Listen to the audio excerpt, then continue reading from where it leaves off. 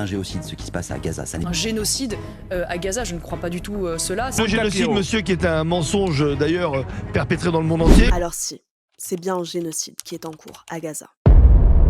On répond à la polémique qui secoue le monde entier au sujet de l'offensive de l'État d'Israël à Gaza. La réponse est claire, c'est un génocide. Maintenant, pourquoi et comment on peut affirmer cela? On vous explique. On enquête depuis le 7 octobre 2023 et notre conclusion repose sur une analyse juridique méticuleuse, des témoignages, des analyses satellites, des vidéos, des déclarations officielles de responsables politiques et bien plus. Pour commencer, qu'est-ce qu'un génocide? Revoyons sa définition juridique, car oui, c'est un terme juridique. Le génocide est défini par la Convention pour la prévention et la répression du crime de génocide comme étant l'un quelconque des actes ci-après commis dans l'intention de détruire, en tout ou en partie, un groupe national, ethnique, racial ou religieux comme tel. Meurtre de membres du groupe. Atteinte grave à l'intégrité physique ou mentale de membres du groupe. Soumission intentionnelle du groupe à des conditions d'existence devant entraîner sa destruction physique totale ou partielle. Mesures visant à entraver les naissances au sein du groupe, transfert forcé d'enfants du groupe à un autre groupe. Il suffit qu'un seul de ces 5 actes soit prouvé pour qualifier un génocide. Il faut ensuite prouver qu'ils ont été commis dans l'intention de détruire, mais nous reviendrons plus tard sur ce point. Dans ce cas précis, 3 des 5 actes ont été commis par les autorités israéliennes. The charge of genocide leveled against Israel is not only false, it's outrageous. Premier acte, le meurtre de membres du groupe.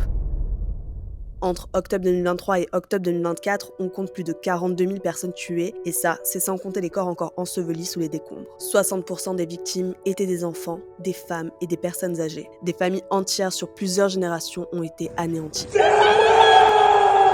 L'armée israélienne a également utilisé des armes à large rayon d'impact dans des zones densément peuplées. Rappelons aussi que c'est l'un des conflits récents dans le monde qui a connu le taux le plus élevé de morts d'enfants, de journalistes, d'agents de santé et d'humanitaires. Deuxième acte, l'atteinte grave à l'intégrité physique ou mentale de membres du groupe. On compte plus de 22 000 blessés graves, 2 000 cas de brûlures majeures et 2 000 cas de lésions de la moelle épinière et de traumatisme crânien. Si ces personnes survivent, elles garderont des séquelles à vie.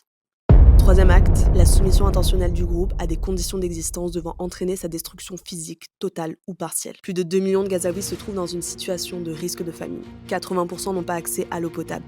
Près de 84% des établissements de santé ont été détruits ou endommagés en janvier 2024. Et 90% des habitants de Gaza ont été soumis à des déplacements forcés. On continue. 63% des terres agricoles sont endommagées ou détruites et l'aide humanitaire est entravée. Ces conditions de vie imposées par les autorités israéliennes exposent les Palestiniens de Gaza à une mort lente et calculée. Voilà, 3 actes sont prouvés. Il manque désormais une chose pour prouver que c'est un génocide. L'intentionnalité. L'intentionnalité, c'est quoi? C'est ce qui permet de distinguer le génocide du crime contre l'humanité et du crime de guerre. C'est l'intention de détruire, en tout ou en partie, les Palestiniens de Gaza en tant que tels et pour ce qu'ils sont.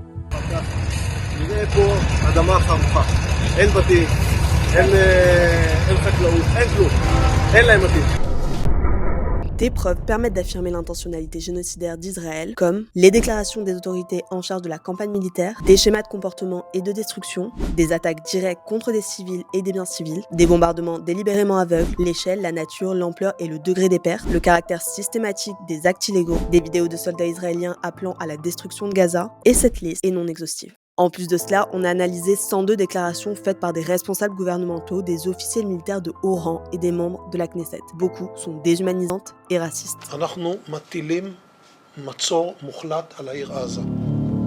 אין חשמל, אין מזון, אין מים, אין דלק. הכל סגור. אנחנו נלחמים בחיות אדם ואנחנו נוהגים בהתאם.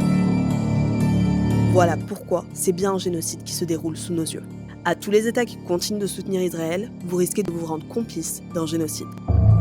Maintenant, agissons ensemble. Interpellons Emmanuel Macron pour qu'il reconnaisse le génocide en cours à Gaza et qu'un cessez-le-feu soit exigé.